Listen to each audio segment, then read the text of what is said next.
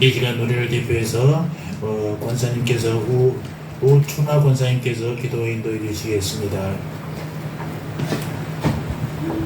권사님 좀 많이 바쁘실까요?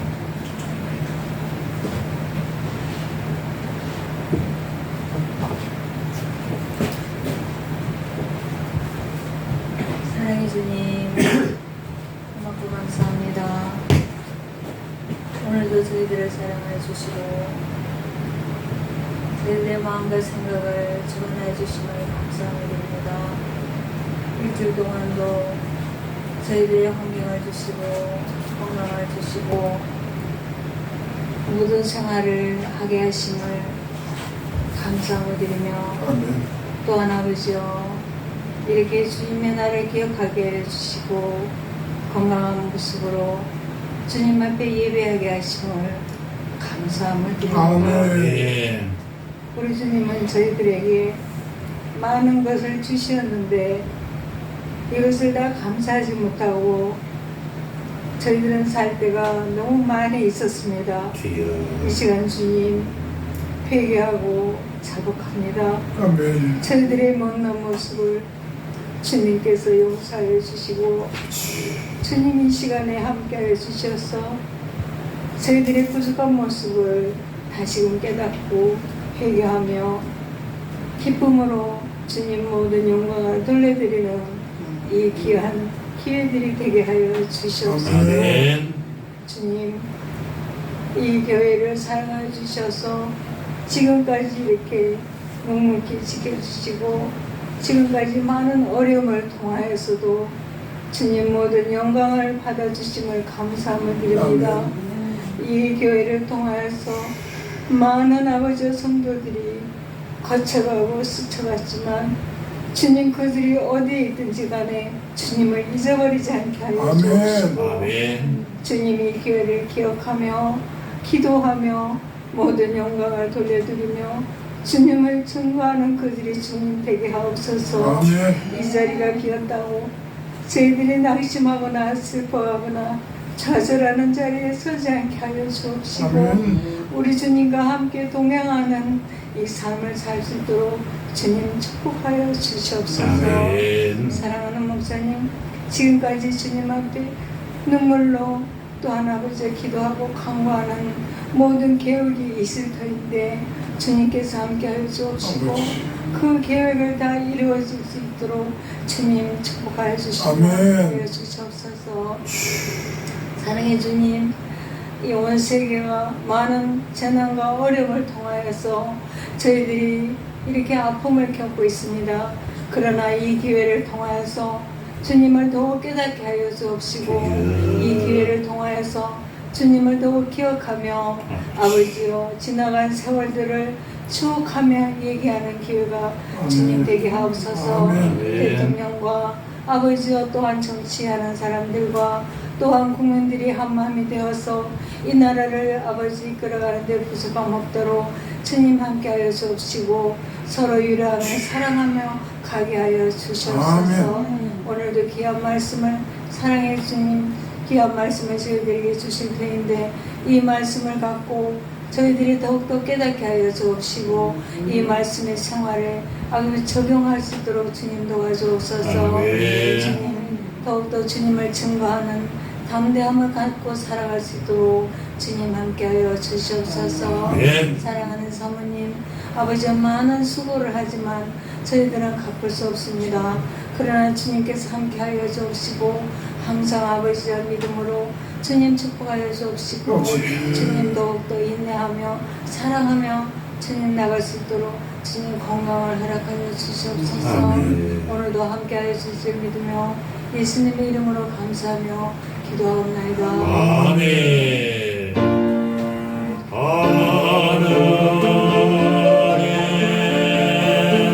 하늘에 계신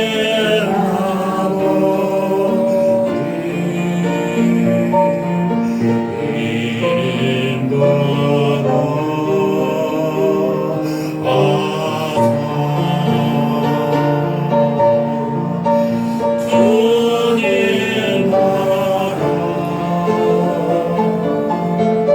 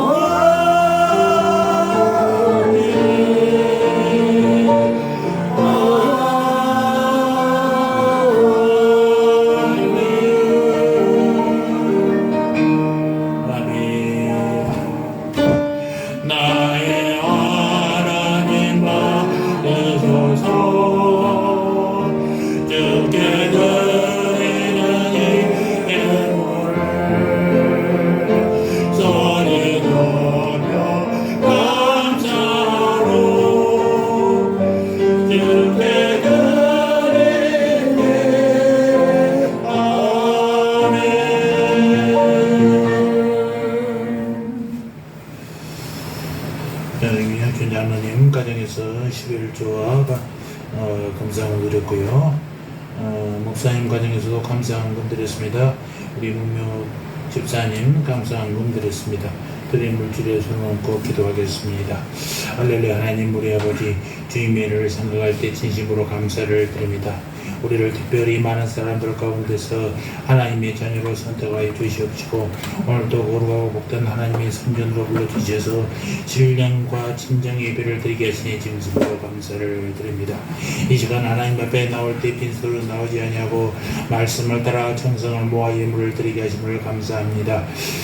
여기 우리의 힘과 정성과 뜻을 모아 바친 예물을 연락하여 주시옵소서.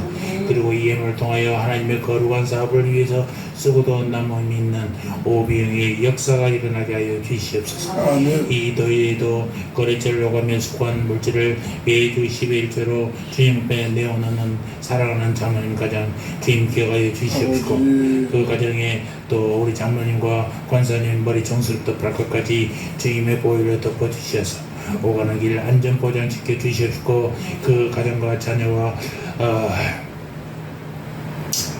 아버지 하나님이 사업 위에 넘치는 복을 내리사 더욱 주님께 감사와 찬송 올려드리는 아름다운 믿음의 가정 되게 하여 주시옵소서. 기도의 제목들 하나하나 이루어져서 주님께 감사를 반하는 가정들 되게 주여 축복하여 주시옵소서. 하나님 우리 모두 하나님의 영광을 위해서 살기에 부족함이 없도록 각양의 은혜와 은사를 더하여 주시옵소서. 우리 문집사님 아버지 하나님이여 노구에 여러 군데가 아픕니다. 그 아픈 부분마다 아버지 하나님의 치료의 손길을 덮어주셔서 아버지여 주님 주시는 생명 이어질 날까지 건강하게 주님 찬양하며 살게 하여 주시옵소서. 사랑하는 우리 박집사님 주님께서 특별히 보호하사 아버지 하나님의 그 건강을 지켜주시옵소서. 아버지의 피곤한 가운데도 아버지의 투석하는 가운데도 있사오니 그러나 아버지의 그 투석을 이겨내게 하시고 더 힘을 가지고 주님을 향하여 살아가는 귀한 우리 집사님 되게 축복하여 주시옵소서. 우리의 지위가 높아지고 수입이 늘어날 때마다 우리가 베풀 손길들이 많다라는 것을 기억하여 참된 나눔의 삶도 살게 하여 주시옵소서. 사랑하는 성도들 가정에 근심 걱정 없어지게 하시고 아버지는 오직 감사와 찬송의 메아리가 울려 퍼지는 가정들을 되게 하여 주시옵소서.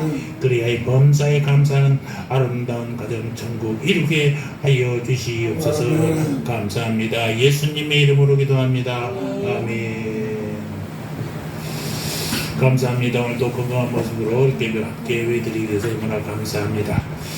우리 문 집사님이 또 올라오셔서 너무나 감사하고 치료받는 병원 의사 간호사들을 잘 주님께서 사용하셔서 빠른 시간 내에 건강 회복되게 해달라고 기도하시기 바라고 늘 어머니를 위해서 기도하는 자녀들 늘 가정에도 하나님의 놀라운 축복이 있기를 주의 이름으로 축원합니다. 멀리서 영상으로 보는 우리 사랑하는 성도님들 동일한 은혜가 넘치게 되기를 바랍니다. 여러분들이 새로운 사람들을 만날 때마다고 예수를 전하십시오.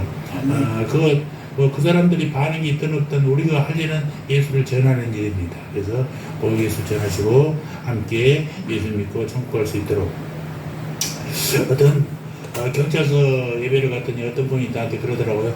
목사님 소원은 목사님으로서 소원은 뭡니까? 그래서 뭐라고 하면 좋겠어요? 교회 부흥. 아니요. 저는 내가 천국 가는 것이 내 소원입니다. 그랬어요. 왜냐 내가 천국 못 가는데 교회가 부흥하면 뭐예요? 그럼 교인들 다 똑같이 못 가면 큰일 나잖아요.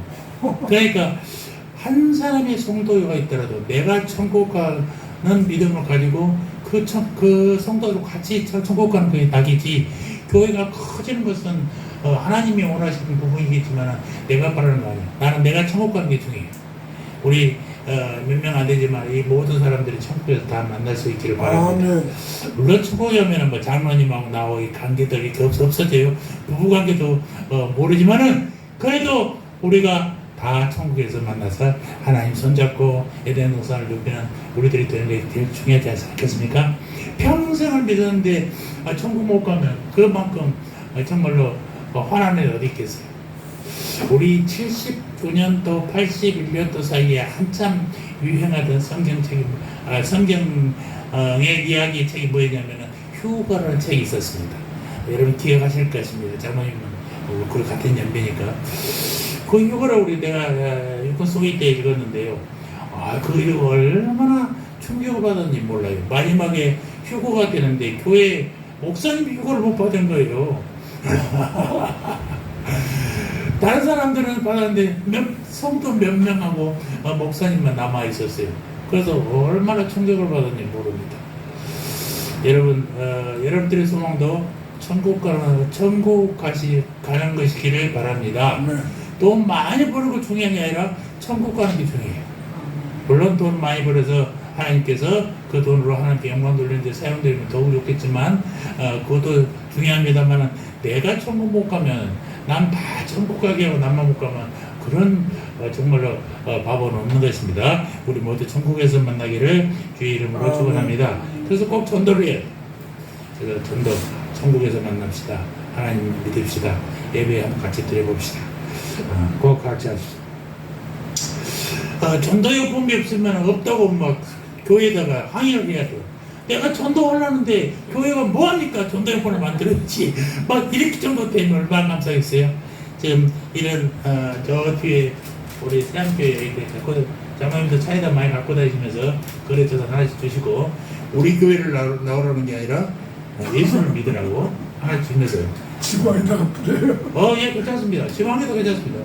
우리는 예수를 전하는 거지 세안교회를 전도하는 게 아니기 때문에 항상 어디든지 부리시도 괜찮습니다. 이게 여러분 써보시면 알겠지만 물이 촉촉하게 흐르지 않습니다. 깨끗해요. 깔끔하니까 꼭 가족 차에다가 가족 한 10개, 20개 갖고 다니면서 꼭 사용하시기 바랍니다. 그리고 요거는 서비스로 받은 거니까 책갈피 쓰는데 사용하셔서 성경책 다 꽂아놓고 쓰는데 사용하시고. 자, 오늘 교회 홈페이지에 예배 영상이 예배 후에 바로 올리도록 노력하겠습니다. 한국기독남성합창단이 9월 14일 날 연주회가 있고요. 25일 날, 이번 25일 날은 우리 ROTC 기독장교회 연합회가 수련회를 갑니다. 금요일 날 예배가 있으니까 저는 아침에 가서 개강 예배 드리고 바로 돌아오도록 하겠습니다. 우리 목사회가 항상 예배를 주관하는데 이번에는 목사회 중에서는 지방에 있는 목사님들이 주로 순서를 담당하도록 이렇게 만들었습니다. 또 백석총회가 창립 45주년을 대단히 큰 행사를 합니다. 우리 가까운 데서 체조경기장에서 올림픽 체조경기장 하니까 뭐 안 갈 수도 없어서 저는 갈 텐데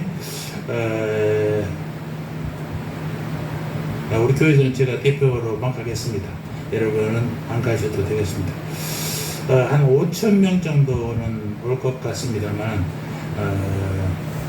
사람 수로 교회 총회를 과시하는 것은 뭐 세상적인 방법이지만 우리가 정말로 하나님을 중심으로 하나 돼서 백성총회가 우리 대한예수교 장로회 총회가 엄청 많습니다만은 그 중에서 이제 합동, 통합, 우리 백석 이렇게 세 번째 교단이 됩니다. 상당히 그다음에 짧은 시간 내에 큰 교단이 됐는데 우리 누구더라? 장종찬인가 찬인가? 장종현.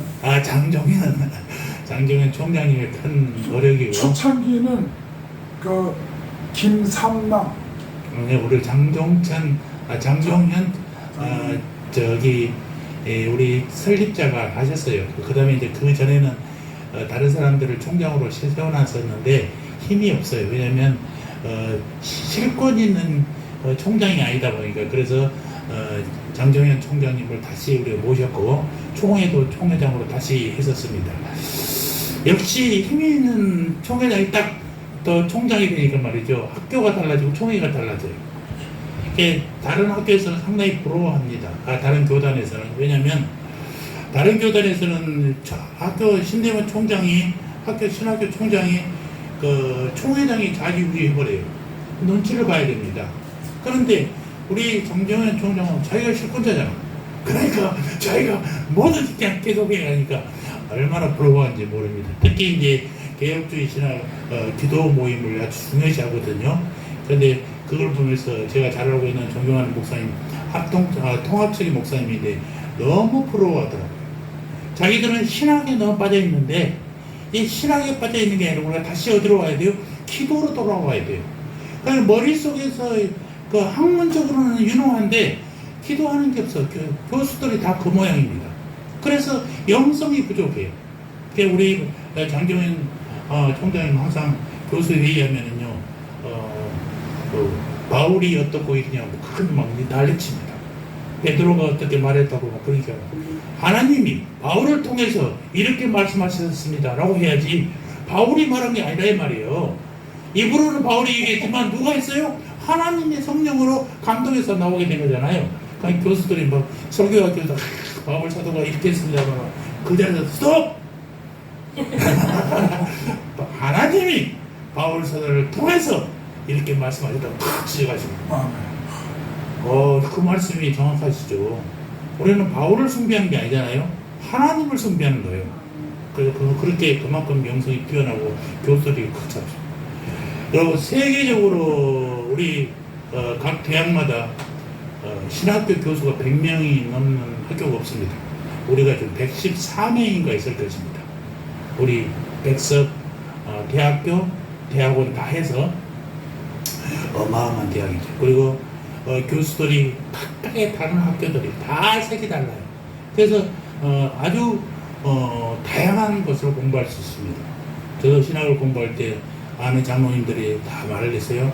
신대원 가면은 신학을 공부하면 사람들 믿음이 없어지고 머리만 큰다고 그러는데 우리는 수업 자체가 막 부흥했어요.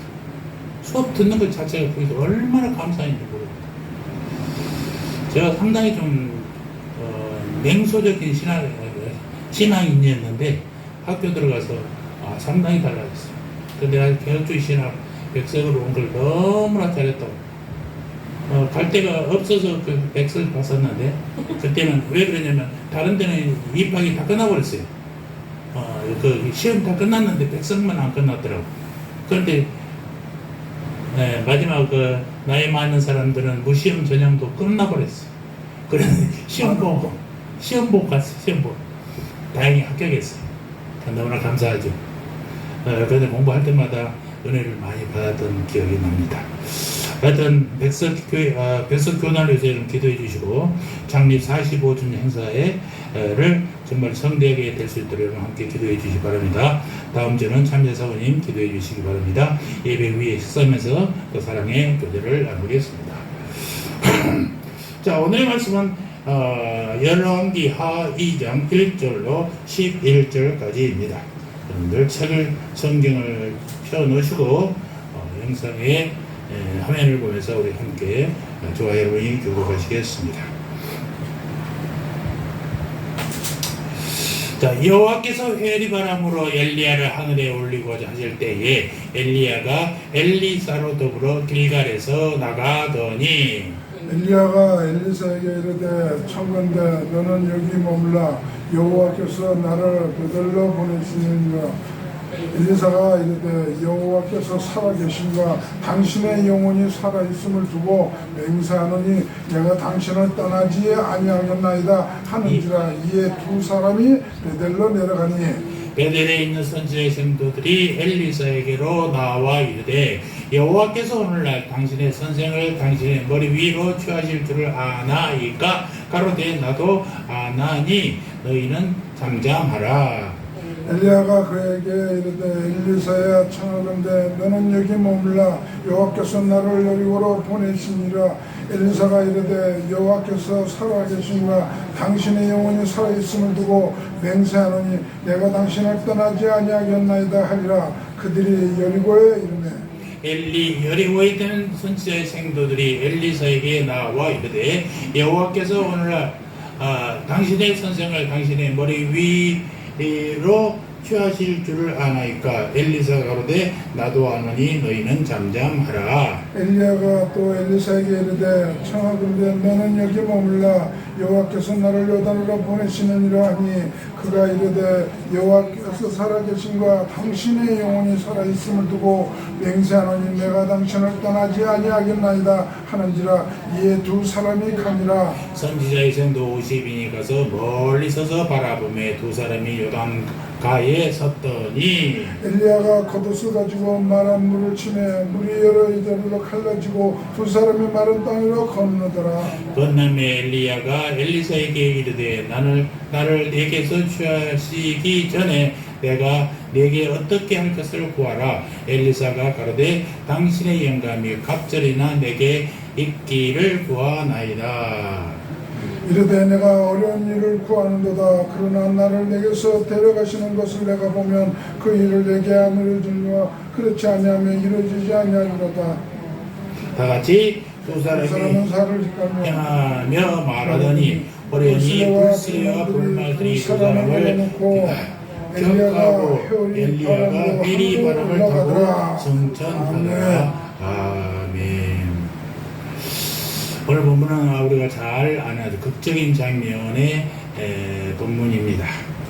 우리 한국교회뿐만 아니라 한국교회 모든 성도들이 가장 좋아하는 찬양이 뭐냐라고 조사를 해봤더니 우리가 잘 아는 당신은 사랑받기 위해 태어난 사람이라는 것입니다. 이 노래는 참 부르기 좋고 또 축복의 노래에서 얼마나 감사합니까? 저도 이 찬양을 좋아하고 또 우리가 늘 이제 새로운 성도님이 오시면 이렇게 찬양도 해드리고 뭐 그렇습니다. 정말로 저와 여러분들이 하나님의 사랑을 받는 성도 여러분들 되시기를 주의 이름으로 축원합니다. 하나님께 우리가 사랑을 받으면서 자라는 것, 이건 그리스도인으로서 최고의 삶이 아닐까 생각을 해보는 것입니다. 그러나 우리가 사랑받는 것과 함께 사용받는 것이 중요해요. 우리의 삶은 사랑받을 뿐만 아니라 사용받아야 된다는 것입니다. 하나님께 쓰임받지 못하면요, 우리는 존재 가치가 없는 것이 되지 않습니까? 특히 하나님께 사용받아야 되는 것입니다. 성경의 사람들은요, 하나님께 늘 사용받는 사람들이 있어요. 모세를 볼까요? 시내산에서 하나님의 부름을 받고 하나님께 일생 사용받았지 않습니까? 모세의 인격과 사람들은 마치 광야에서 자라는 떨기나무와 같아요. 떨기나무는 가시나무로서 보통 사람들 키보다 약간 크고 가시가 여기 숭얼숭얼 붙어 있어요. 그래서 사람이 가까이 하기도 어렵고 가늘고 가까이 건축자재나 화목으로도 쓰기 어려워요. 그런데 그 나무에 불이 붙습니다. 불이 붙으니까 하나님께 쓰임 받았습니까? 모세가 이렇게 이런 상태였었어요. 베드로는 어떻습니까? 갈릴리 바다에서 예수님의 부름을 받고 일생 하나님께 쓰임 받는 사람이었지 않습니까? 정말 일자무식 고기나 잡고 먹고 살아야 되는 사람이 하나님께 탁 쓰임 받으니까요, 위대한 하나님의 종이 된 것입니다. 성경의 사람들과 세상 사람들이 차이가 있을까요? 아무런 차이가 없어요. 인격이나 외모나 학력이나 능력이 있어서 성경의 사람들이 당대의 다른 사람들보다 훌륭하다 할 수가 없는 것입니다. 그럼에도 불구하고 하나님은 그들을 불렀고 그들을 사용하셨어요. 사용하시면, 주님이 부르시고 사용하시면요, 달라지게 되는 것이요. 우상을 섬기던 아브라함, 아까도 우리 목사님하고 장로님하고 잠깐 얘기했지만, 정말 아브라함을 불러서 이스라엘 민족의 조상으로 세워놓고 그거 복의 근원이 된다고 선포하셨지 않습니까? 아브라함도요, 대단한 믿음을 가진 사람 아니었어요. 이삭을 바치기 전까지는 항상 믿음 안에 있긴 했지만 설마 하고 지냈던 사람이 있단 말입니다. 그러나 사흘길을 짐을 메고 가면서 이 아들을 데려가면서 이 아들을 죽여서 제물을 드려야 되는데 얼마나 고민이 컸겠냐 말입니다. 여러분, 고대 하다가 난 아들이, 그런데 얼마 되지도 않아서 하나님을 바치라 하면은 얼마나 마음이 아프겠어요. 사라의 얘기는 안 나오지 않습니까? 요즘에 이 장면을 영화로 했던 영화가 나올 것입니다. 그런데 거기에는 사라의 심정을 인간적인 심정을 담고 있어요. 어머니로서 자식이 어떻게 죽을지도 모르는데 그걸 모르고 좀 보낸 거잖아요. 아버지하고 둘이서 장작을 짊어지고 아기 새끼를 데리고 그 마음을 이제 사라의 마음을 표현하는 우리가 이제 인간적으로 상상할 수 있는 성경에는 없지만은 그런 내용들을 포함해서 영화가 나왔던 것을 기억합니다. 그러니까 갈대아 우리였으면요 우상 섬기다가 죽었을 것인데 그걸 하나님이 택하셔서 사용하시게 되는 것입니다. 또 야곱을 보십시오. 아버지와 형을 속이고 도망갔습니다. 그런데 이스라엘 자손의 아버지로 사용했지 않습니까? 주님이 부르시니까 이스라엘 야곱의 이름을 간심, 변덕쟁이, 속임수 이런 이름을 가지고 뭐라고 해요? 이스라엘 하지 않습니까?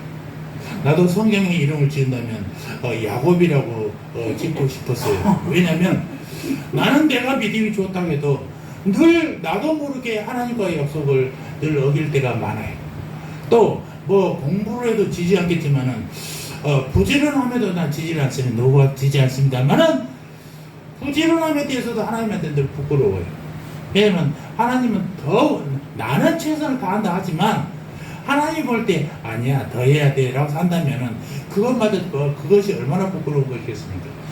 이 사람들과의 비교가 아니라 하나님 앞에서 부끄럽지 않는 그런 사람이 되고 싶어서 저는 내가 내 이름을 성경에 이름 쓴다면 나는 야곱이라고 당당히 김야곱이라고 짓겠다라고 늘 기도하면서 하고 있습니다. 또 막달라 마리아는 장녀였습니다. 그리고 7 귀신이 들린 사람이 있어요. 그런데 예수님이 부르니까 부활의 첫 증인이 되었습니까? 놀라운 일이에요. 또 사울은 어떻습니까?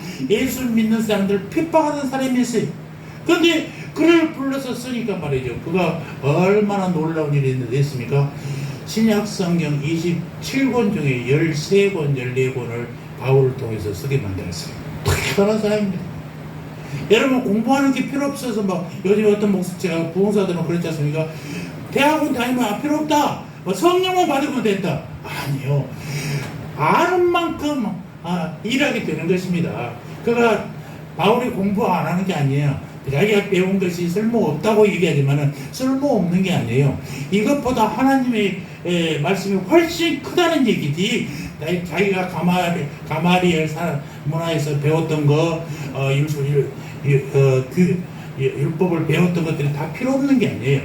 그것을 바탕으로 해서 뭐가 됐어요? 성경어가 써야 될 것입니다. 베드로는 성경 몇 권 썼어요? 베드로 전서. 전서 그것뿐이에요. 그럼 몇 장 안 돼요. 그거는 그나마 베드로가 쓴 게 아니고 베드로가 얘기해 주니까 누가 썼을 것이다 라고 신학자들은 얘기하고 있거든요. 왜? 베드로는 평생 고기 잡은 사람에서 학교 다니는 기록이 없어요. 그러니까 딱 그 한계인 거예요. 그래서 공부를 필요 없어. 하나님 은혜만 성령만 받으면 되라고 하는데 절대 그렇지 않습니다. 공부한 만큼 보이게 돼 있어요. 예수님을 알 만큼, 성경을 알 만큼 하나님이 우리에게 보인다니까요. 성경을 모르면요, 내가 아는 것만 하나님이에요. 그런 넓은 폭에서 전체를 바라보면은 어떤 것인지 감사가 나오게 되는 것입니다. 제가 아는 목사 한 분이요, 우스갯소리니까 너무 딱딱하니까 내가 얘기합니다. 창세기 1장을 보면요, 하나님이 첫날 딱 창조하시고 어떻게 했어요? 보시기에 좋았다. 보시기에 좋았어요. 이튿날에는 어떻게 했어요? 아니, 이튿날에는 보시기에 좋았단 말이 없어요. 기록 안 했어요. 그런데 3월 4일, 5일 이튿날에는 없어요. 여러분 보셨죠? 그러니까 이튿날에 실패했대. 이런 멍청한 장관들, 하나님은요 보시기 좋았더라고 말씀하시지 않으셔도 그날은 보기 좋고 다 창조의 날은 다 좋으신 거예요. 그런데 자기만이 안 돼. 신학교에 그 많은 책들 성경 주석들 보면은 이튿날 실패했다는 기록이 한 군데도 없어. 그럼에도 불구하고 거기에 보시기에 좋았더라고 없으니까 실패했대. 그거는요 성경을 진짜 문자적으로만 보니까 그렇습니다. 성경은 통합적으로 전체를 봐야 돼요. 하나님이 창조를 하신 날은 이 모든 창조가 누구를 위해서? 인간을 위해서 만들었어요. 뭐 하라고? 편히 살고 행복하게 살라고 만드셨어요. 그게 우리들의 뜻이.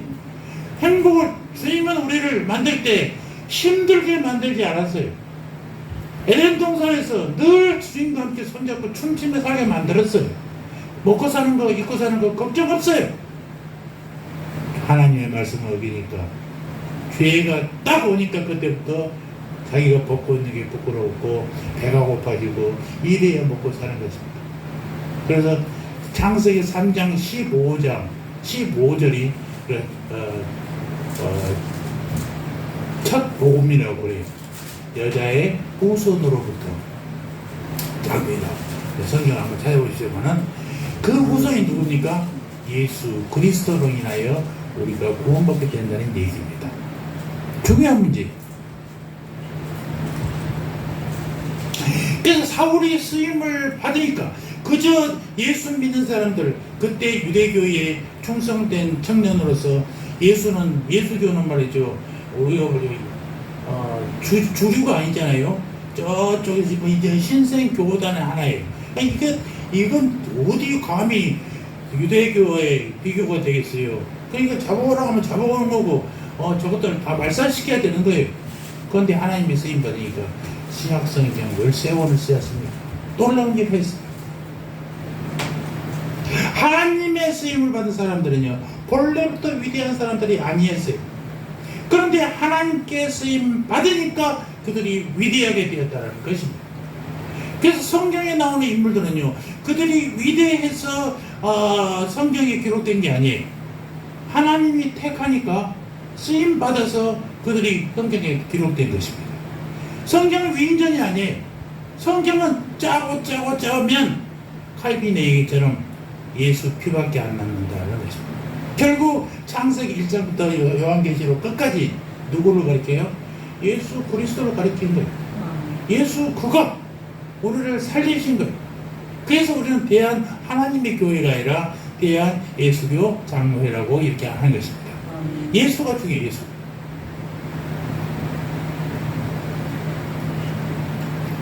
자, 그래서 우리가 이제 중요한 질문은 바로 이런 것입니다. 우리도 이 시대에 성경의 인물들처럼 쓰임 받아야 되지 않겠느냐? 크게 쓰임 받든 작게 쓰임 받든 그게 중요한 게 아니라 쓰임 받아야 된다는 것입니다. 하나님의 역사는 도저히 흐릅니다. 어떤 분들은 내가 목사가 돼가지고 하나님이 나를 사용 안 하면 하나님 손해지 내 손해냐 그러는데, 하나님 나라는요, 나 하나 없어도요 흘러가요. 너 하나 목사 아니길 안 해도 하나님이 나를 흘러가요. 그 사람 때문에 흘러가는 게 아니에요. 역사는 도저히 흘러가는 거예요.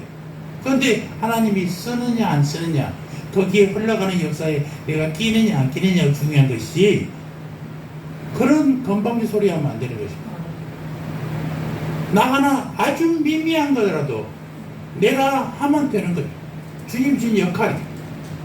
내가 먹고 살고 나와서 아무것도 안 하고 교회도 크게 못하고 이게 뭐야? 라고 하지만 나로 인해서 선한 영향을 받는 사람들이 보이지 않지만 많이 있어요. 여러분들, 내가 아니라 여러분 스스로도 마찬가지예요. 그래서 우리가 그리스도인으로 똑바로만 산다면 어떻게 돼요? 나를 통해서 또 다른 그리스도인들이 탄생할 수가 있는 거예요. 그래서 우리가 바로 살아야 되는 거예요. 바로 살아야 하나님의 자녀가 아니라 하나님의 자녀가 되면 바로 살 수밖에 없다니까요. 제가 늘 그런 얘기합니다. 우리는 어떤 사람이었냐? 다리 밑에 거지 같은 존재였어요. 어느 날 왕이 지나가다가 딱 보니까 쓸만해. 야, 너 오늘부터 왕궁으로 들어와. 저놈 우리 왕자로, 내 양자로 딱 받을 것. 시종들한테 얘기해서 양자로 채택해. 그럼 왕궁에 딱 데려왔어요. 나는 지금 뭐가 됐어요? 왕자가 됐어, 왕자가. 그런데 내 습관은 변했어요, 안 변했어요? 안 변했지. 거지 신세. 세수하라니까 말이죠. 세면대에서 깨끗이 해야 되는데 대충 물 뜨다가 얼굴 문지르고 밥 먹으라니까 거저랑 탁자에서 밥을 먹어야 되는데 거지 먹던 식으로 막 밥그릇 들고 막 퍼붓기 바쁘고 이러고요. 그러니까 왕자는 왕자인데 말이죠. 왕자 같은 짓거리를 안 하고 있는 거예요. 우리가 그러고 있어요. 하나님이 너는 내 자녀야 라고 하는데 우리는 에이 뭐야 자녀는 자녀지만은 그러면서 아직도 이 습관을 못 버리고 있단 말입니다. 이게 우리 하나님이 우리를 하나님의 자녀로 삼아주셨어요. 그럼 하나님이 일을 하라고 했어요. 그런데 에이 나한테 설마 이러면서 안 하고 있단 말입니다. 그러니까 우리가 하나님이 우리를 부르셔서 믿음의 사람이 되게 하셨고 이제 우리에게 맡기신 일이 무엇인지는 잘 모르겠지만 그 일을 해 나가는 것입니다. 장로님은 열심히 돈 벌어서 하나님께 영광 돌리게 하나님의 영광 돌리는 우리의 스승으로 하는 것이고 우리는 열심히 기도하고 말씀 봐서 성경 공부해서 여러분들에게 좋은 하나님의 말씀을 쉽게 이해할 수 있도록 설교를 해드리는 것이고 이게 역할이 달리는 것이에요. 누가 더 좋은 사람일까요? 하나님이 예뻐할까요? 다 똑같아요. 다 똑같아요. 우리 신학교 때 그런 얘기 했었어요. 목회자들이 공부하는 선지 생도가 중요합니까? 저기 계단 청소하는 아줌마들이 중요합니까? 뭐 어떤 양반들은 뭐 교수님 그럴 수 있습니까? 왜 어디 우리하고 저 아줌마들하고 비교합니까? 천만의 말씀이에요. 그런 사람이 목사되면 곤란합니다. 정말로 곤란합니다. 그런 사람들이 대통령 돼도 진짜 곤란한 거예요. 어디 뭐가 돼도 곤란해. 지도같이 돼요. 하나님은 우리를 사랑하셔요. 아멘. 청소하는 아줌마들 사랑할까요? 안 사랑할까요? 사랑해요. 그러면 한 가지 더 물어볼까요? 이슬람 교도들은 사랑할까요? 사랑해요. 불교도들은 그 형들 지옥 갈 놈들이잖아. 아니요. 그런 안 믿기 때문에 지옥 갈 수밖에 없지만 하나님은 사랑하셔요. 근데 우리를 통해서 그들에게 복음을 전해서 그가 믿음 안에 들어오면 내가 원래 하나님이 사실 자녀였구나 깨닫게 되면 주님께 감사하게 되는 것입니다. 아직 모르니까 그런 거예요. 그러니까 여러분들은 안 그랬습니까? 우리도 언젠가 믿음의 사람이 아니었잖아요. 태어났을 때 믿음의 사람이 아니었잖아요. 그래서 우리가 중요하다. 믿음의 사람들이 중요하다니까요.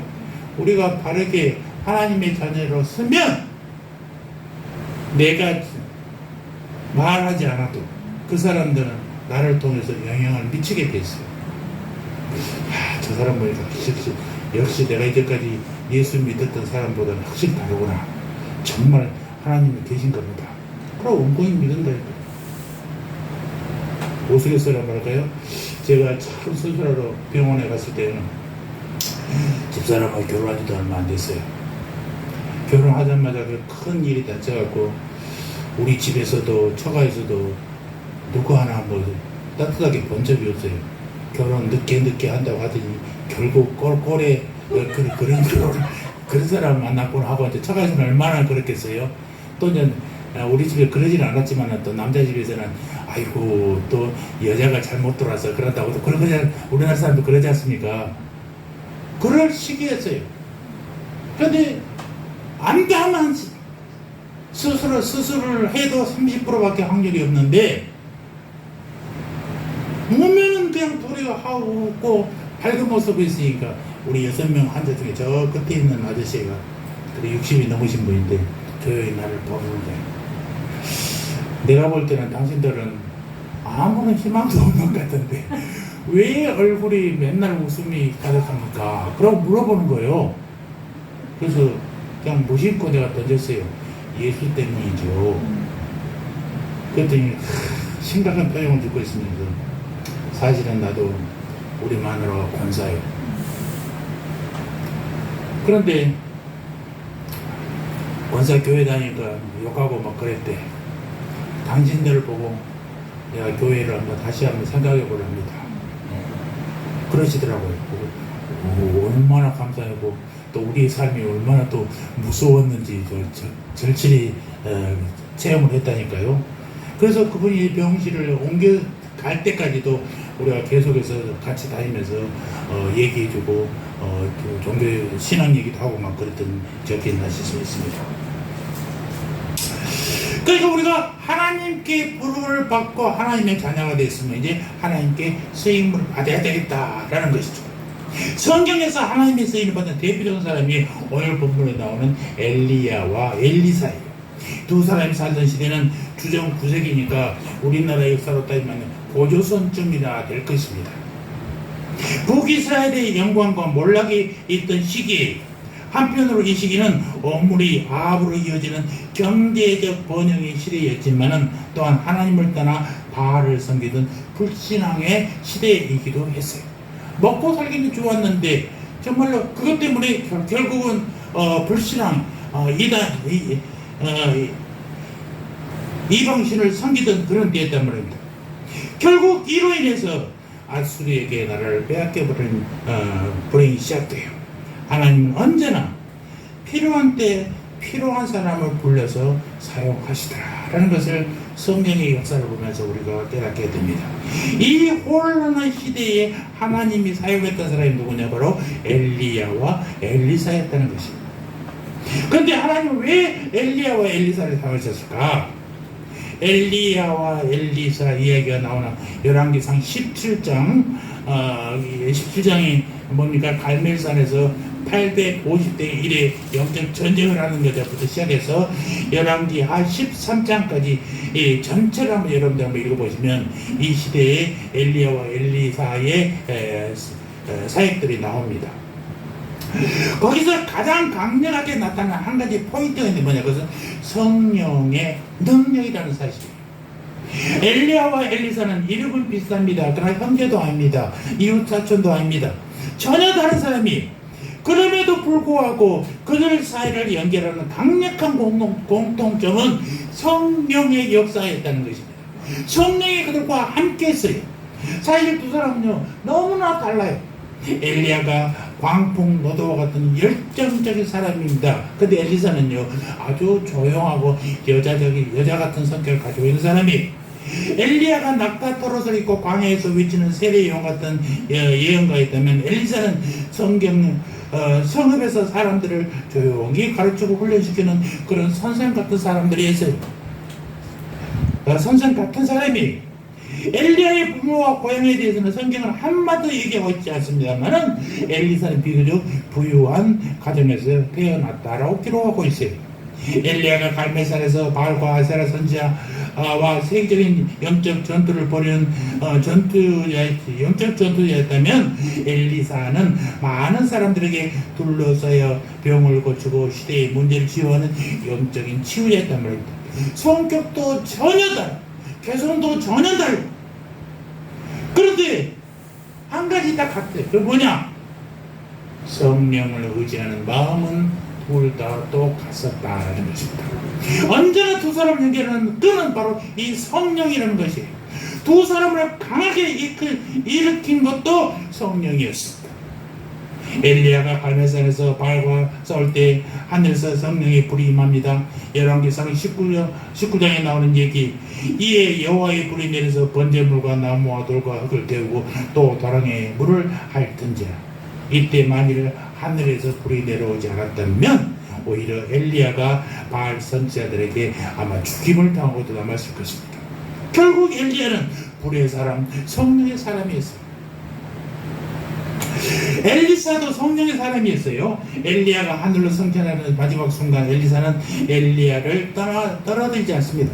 엘리야를 계속 쫓아다니. 엘리야가 베델로 가면 베델로, 여리고로 가면 여리고로, 요단강으로 가면 요단강으로 따라다녔습니다.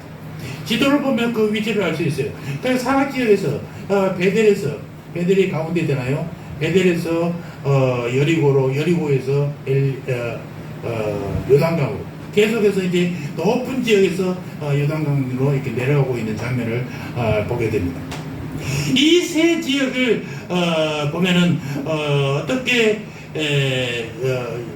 엘리야가 이동했는지를 알 수가 있죠. 계속. 그런데 엘리사는 엘리야를 계속해서 따라다니고 있어요. 그래서 왕아 열왕기 2장 9절을 보면은 나를 내게서 취하시기 전에 내게 어떻게 할 것을 구하라. 엘리사가 가로되 당신의 영감의 갑절이 내게 있기를 구하나이다 라고 말씀하지 않습니까? 엘리사가 엘리야에게 바랐던 것은요, 엘리야의 명성도 아니고 엘리야의 후계자 자리도 아니에요. 단지 딱 하나, 성령의 능력, 당신이 가지고 있는 성령, 그 성령이 내게도 있기를 바랍니다 라고 말하는 것입니다. 성령의 갑절의 영감을 주소서. 이것이 엘리사에게 능력이에요. 여러분, 성경을 보면요, 엘리야가 대단한 역사를 했습니다만은 엘리야의 갑절의 영감을 받은 엘리사가 이적을 훨씬 더 많이 일으켰다는 사실을 성경을 보면 나타나 있습니다. 하나님의 쓰신 사람은요, 본래부터 타고난 사람이 아니었다니까요. 소위 리더십 이론에서 말하는 특성화 이론이 있어요. 이 특성화 이론은 뭐냐? 지도자는요, 처음부터 그렇게 태어난다는 것입니다. 지도자감으로 태어난데, 뭐 관상을 보면서 장모님은 보통소리 큰일 한번 하겠는데, 뭐 이런 사람도 아직 그런 말씀 많이 드리셨죠? 인분이 좋으시니까. 저도 가끔 그런 소리를 많이 들었어요. 내가 대학교 때 꿈에 대해서 쓰라해서 대학교 1학년 때 그랬었더니 막 학생들이 나오고 피피 붓고 난리야. 내가 처음에 딱 쓰면서 나는 꿈이 대통령이었습니다. 내 본인은 아니지만, 내 뜻은 아니지만 나는 나의 꿈이 대통령이었습니다. 대통령인 줄 알았습니다. 왜냐면 만나는 사람보다 너는 대통령감이라고 그래서 나하고 시작하면서 이제 내가 내 얘기를 풀어갔더니, 그걸 보고 앞에만 보고 나는데 학생들이 야 대통령인데 어서 얼마나 비웃었는지 몰라요. 아니 그런 얘기 들은 거예요. 시골에 있으면 다 그래요. 장군감이다. 대통령감 얘기 다 듣지 않습니까? 태어나면은. 그래서 들었던 거예요. 그러니까 이 리더십 이론의 특성화 이론을 보면은 지도자는 태어난대. 그냥 태어난대. 지도자는 지식, 능력, 도덕성, 열정, 화술, 설득력, 결단력, 책임감, 헌신, 카리스마 등에서 다른 사람에 비해서 우수하게 태어난다 라고 이렇게 기록하고 있어요.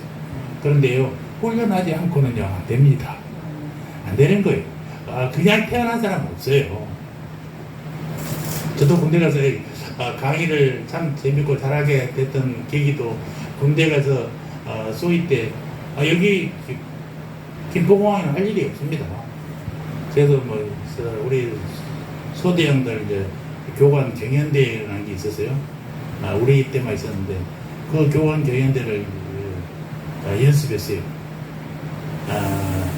대령 별들 사관장 연대장들 앉혀놓고 내가 강의를 하는 것입니다. 강의 점수를 채점 맞는데 뭐 인사말 3분 내에 해야 되는 거예요. 길으면 안 돼. 짧아도 안 돼.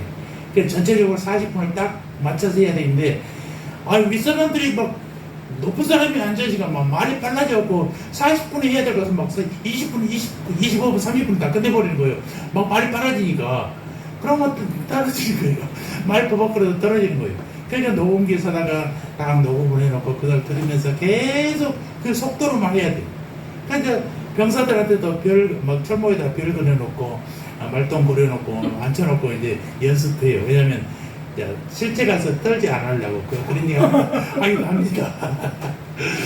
그렇게 해서 연대에서 사단까지 우리 사단 진출하고 군단까지 진출한 적이 있었어요. 그렇게 훈련하지 않으면 3개월 동안 연습했다니까요. 훈련하지 않고 사람들 앞에서 이렇게 강의하는 거 쉽지 않습니다. 제가 대학원 제대하고 막 제대하고 적성검사 어머니들을 30명이나 저러고 강의하는데 등골이 땀이 팍 나더라고요. 우리 군인들은 내 부하니까 상관없는데 아줌마들 앉혀놓고 강의를 하려니까요 등골이 그냥 땀이 주룩주룩 나요. 첫 시간에. 근데 그거 딱 지나고 나니까 이제 또 익숙해져갖고 아주 능수능란하게 했습니다만, 그게 다 교관 경연 때 할 때 훈련했으니까 되는 거예요. 앞에서 나서봐고 사람들 앞에 서봐야 되는 거지 가만히 앉고 되는 게 아니에요. 그래서 이 특성화 이론을 볼 때 저는 절대로 동의하지 않습니다. 얼마나 많이 고민하고 얼마나 많이 걱정하느냐에 따라서 달라지는 것입니다.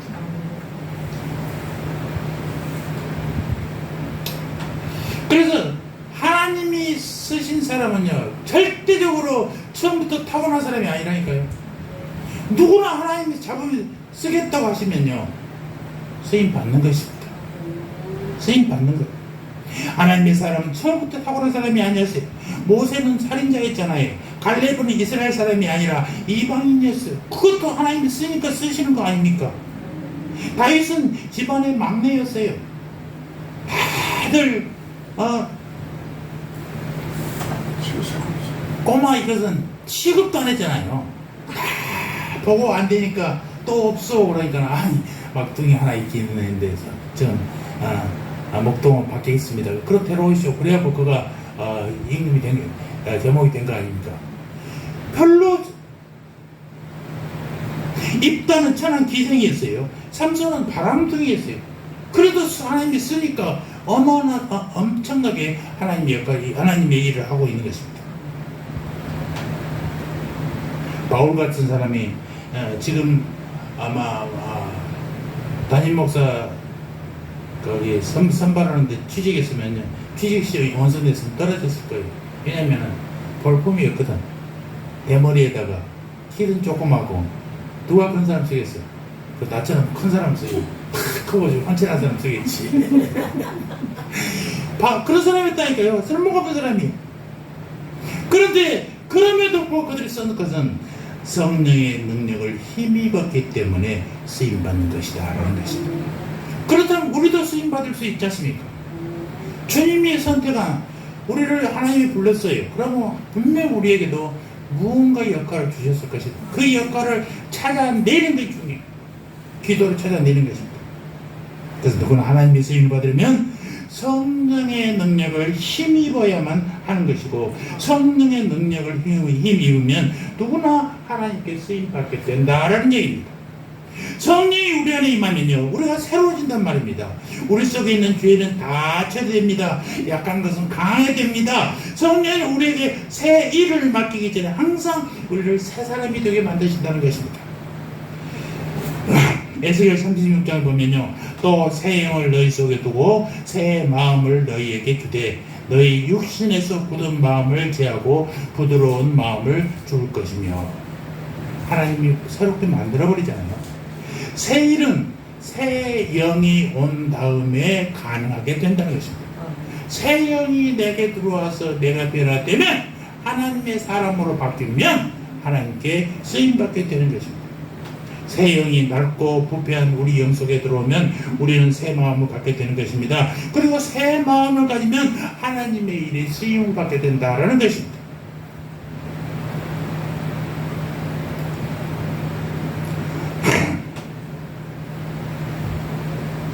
여러분, 우리 모두가 이제까지는 안 돼도 하나님께 쓰임받으면요, 분명히 하나님의 쓰임을 받게 될 줄을 믿습니다. 언제나 성령은 우리에게 새 일을 행하기 전에 새 사람이 먼저 되게 한다는 사실을 기억하시기 바랍니다. 죄를 속에 두고서 하나님께 쓰임받을 수 없습니다. 인간적인 조건과 자부심만으로 하나님의 쓰임을 받지는 못합니다. 성령이 임하고 그 앞에 깨어지고 굴복당해야만 쓰임받게 된다는 것입니다. 개인도 마찬가지고 국가도 마찬가지입니다. 성령이 임할 때 변하게 되는 것입니다. 누가 하나님의 쓰임을 받습니까? 성령이 임한 사람이. 하나님의 사람은 하나님의 영을 가진 자여야 된다는 것입니다. 하나님의 영이 임하면 우리 속에 하나님이 일하시게 되는 것입니다. 엘리야, 엘리사처럼 평생 성령을 사모하는 우리 새하늘 가족들 모두가 되시기를 주의 이름으로 축원합니다. 엘리야와 엘리사가 하나님께 쓰임받는 것은 성령의 능력을 의지했기 때문이에요. 그러나 엘리야, 엘리사가 하나님의 사람이 되기 위해서는 지속적인 훈련과 양육이 필요했다라는 것입니다. 아까 리더십에서도 리더는 처음부터 태어났다라는 게 아니에요. 훈련받고 양육받아야 하나님의 사람이 된다는 것입니다. 성령은 훈련의 영이에요. 성령이 임하면 기쁘게 하나님의 사람으로 훈련됩니다. 훈련은 많은 시간과 과정이 필요하죠. 크게 두 가지가 다른데 하나는 고난이 오는 것이고 하나는 양육되는 것이죠. 여러분은 엘리야 한 사람이 하나님의 쓰임받기 위해서 얼마나 많은 시간과 고난이 따랐다는 것을 여러분 기억하시기 바랍니다. 엘리야 이야기가 처음 시작된 것은 열왕기상 17장에 이르렀지 않습니까? 그리고 갈멜사 이야기가 나타난 것이 그 다음 열왕기상 18장이에요. 그런데 이 두 장 사이에는요, 장수는 두 장밖에 한 장이지만 시간은 엄청 많이 지나갔어요. 그러니까 열왕기상 18장 1절 보면 많은 날을 지내고 제3년에 그렇게 들어가고 있어요. 벌써 한 장 사이에 3년이나 큰 기간이 지나고 있어요. 그래서 여호와의 말씀이 엘리야에게 임하여 가라사대라고 말하고 있더랍니다. 하나님의 쓰임받기 원하는 사람들은요, 늘 주님께서 부르셨으면 하나님이 주님께서 주실 때까지 일을 주실 때까지 기다리는 것이 그게 우리들의 일이에요. 지난주에도 얘기했지 않습니까? 우리가 기도하고 기대하고 기다리라고 그랬잖아요. 하나님의 쓰임 부름받은 사람들은요, 기다리는 거예요. 주님이 나에게 어떤 일을 맡길까지 기다리는 거예요. 그게 중요해요. 열왕기상 18장에서 엘리야는 바알 아세라 선지자를 물리치잖아요. 그렇다고 엘리야에게 있던 모든 문제가 일순간에 사라진 게 아니에요. 갈멜산에서 이렇게 엄청난 영적 전투를 하고 나서요, 그거 어디로 피한지 아십니까? 그 아합과 아합의 본 이세벨의 세력에 쫓겨가지고 도피 생활을 해요. 우리가 영적으로 승리했으면 더 강력하게 되들어야 되는데, 왕후가 쫓아오니까 도망가고 있어. 생명의 위협, 먹고 사는 문제, 마음의 근심이 일생 끊이지 않았죠. 하나님 사람 엘리야는 그냥 된 것이 아니에요. 오랜 시간과 고난이 따랐던 것입니다. 그래서 제가 좋아하는 글이 하나 있는데, 어떤 유명한 작가가 이런 말을 썼어요. 업적이 있으면 지불한 대가가 있다. 목표가 있으면 반드시 적대자가 있다. 승리자가 있는 곳에는 문제가 있다. 대성공이 있는 모든 곳에는 희생이 있다. 그냥 되어진 것이 없다는 것입니다. 또 어떤 사람은 위대한 사람들이 이루고 지켜온 정상은 갑작스럽게 날아서 도달한 것이 아닙니다. 그들은 동료들이 잠들었던 밤에도 정상을 향해 수고로운 발길을 옮기고 있었습니다. 성공이라는 것은 세상의 성공도 내가 노력하지 않고 되는 것이 없습니다.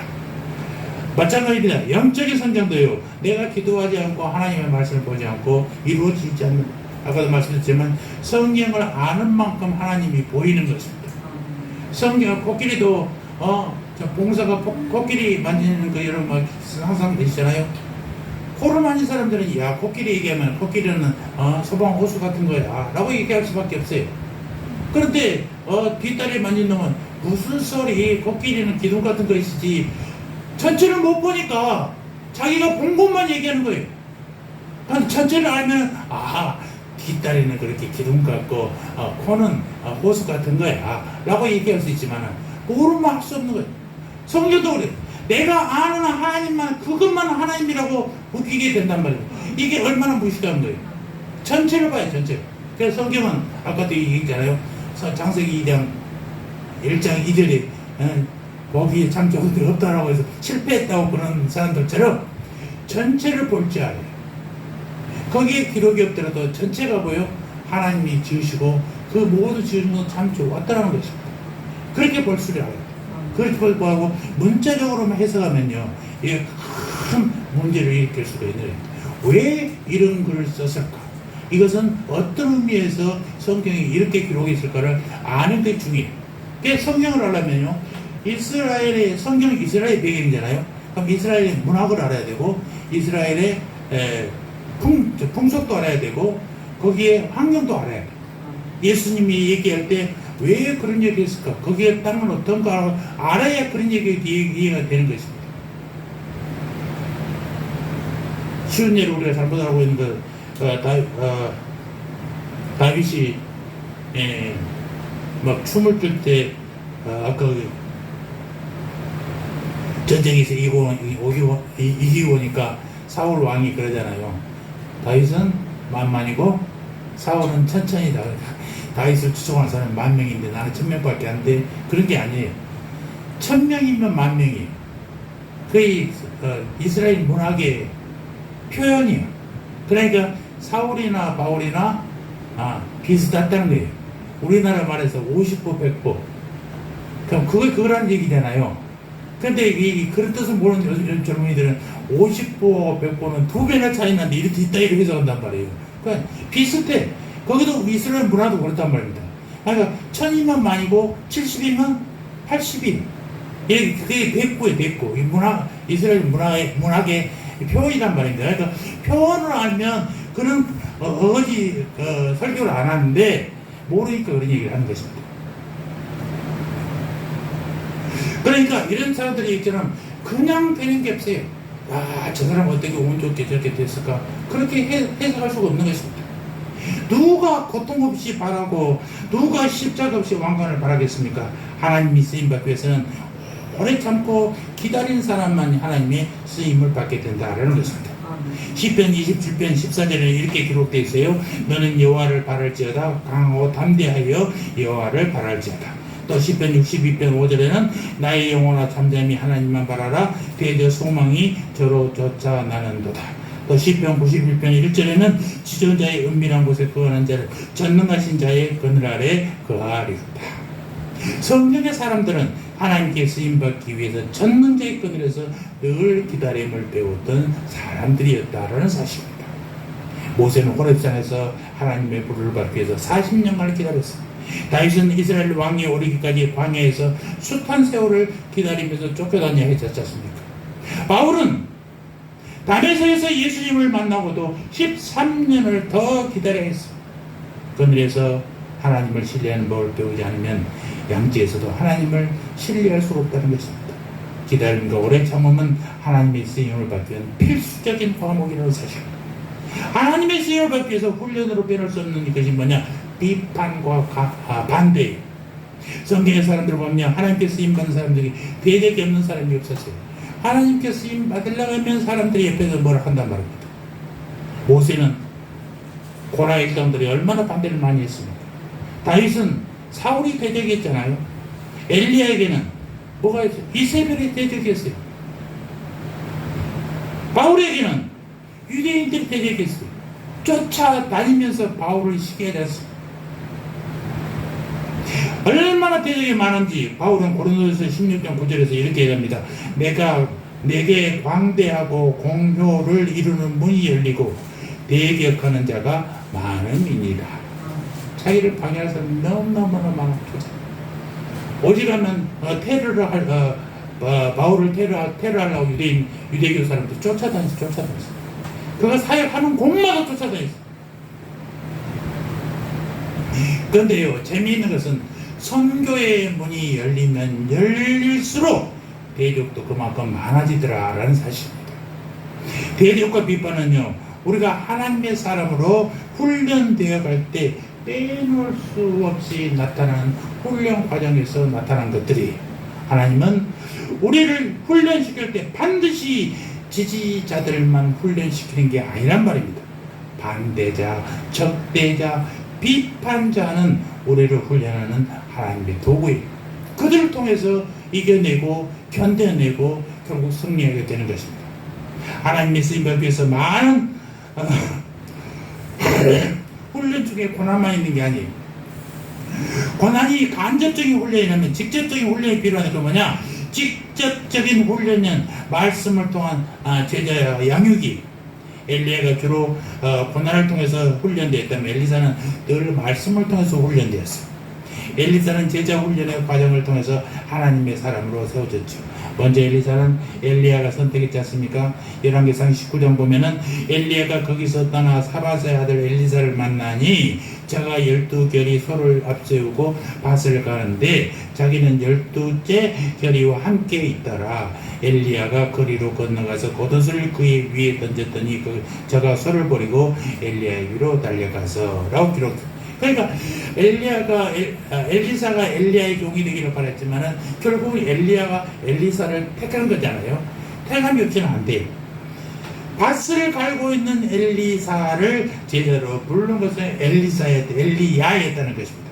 엘리사는 엘리야가 부를 때 무조건 순종해서 그를 따랐어요. 엘리야와 엘리사의 기본적인 관계는 멘토링의 관계예요. 이 사람은 가르치고 가르침을 받고, 그러니까 엘리야가 엘리사를 전적으로 돌보고 엘리사는 엘리야를 전적으로 신뢰하고 따르고, 이런 관계가 있었다는 것입니다. 뭐 요즘에는 우리나라 교회들이 그러시긴 아닙니다만은, 제가 어릴 때만 하더라도 교회는 정말로 교회에서 성도님들이 목사님을 뭐 하나님 다음으로 생각하면서 섬기고 막 그랬거든요. 지금은 어디 그렇습니까? 당신이나 나나 뭐 이러시지 않습니까? 물론 뭐 옛날적으로 비유 받으라는 얘기 아니라 좀 그런 목사와 성도 간에 좀 이렇게 신뢰 관계가 좀 있었으면 좋겠어요.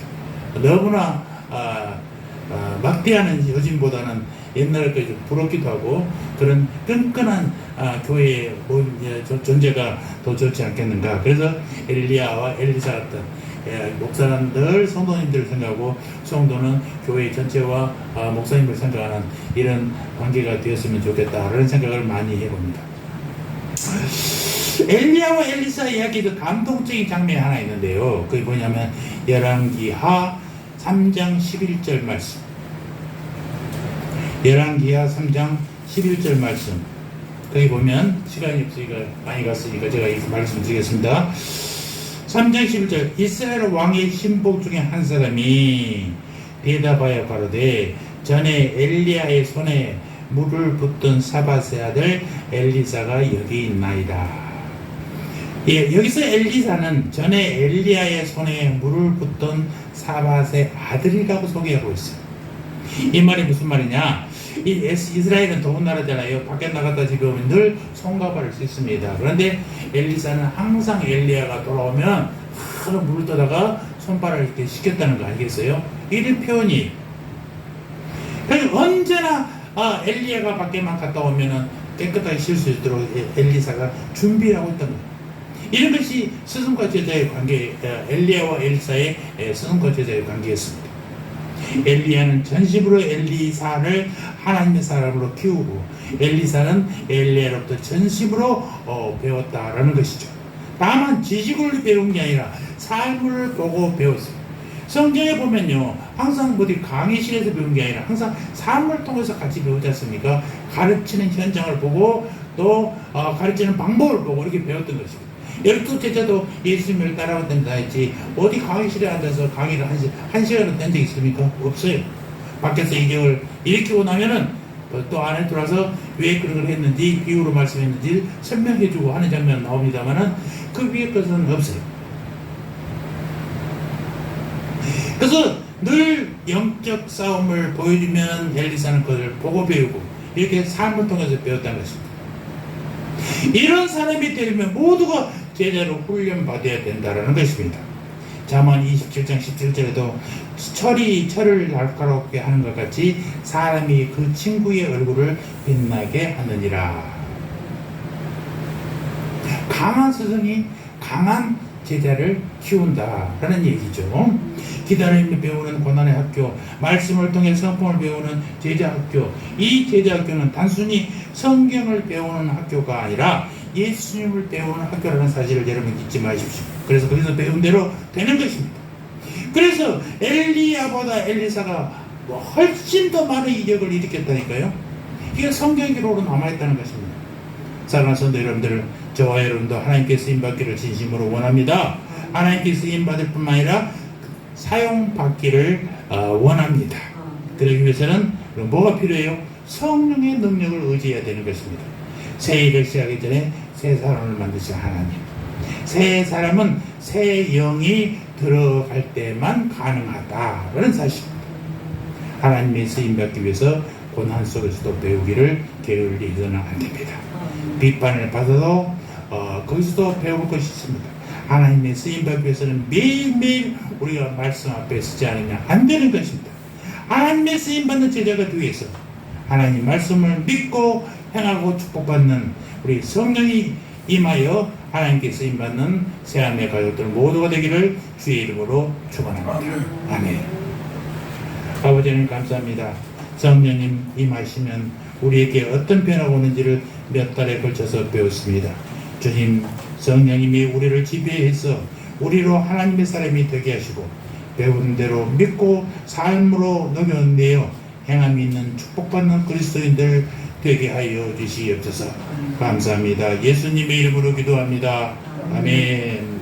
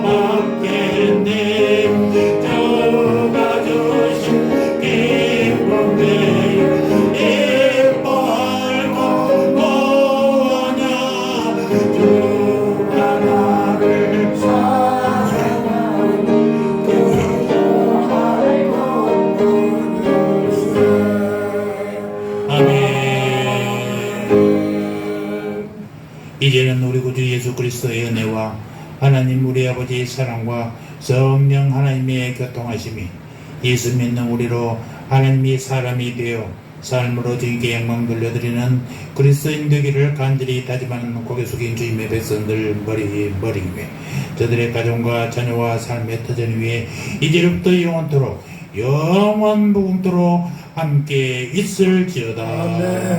아멘.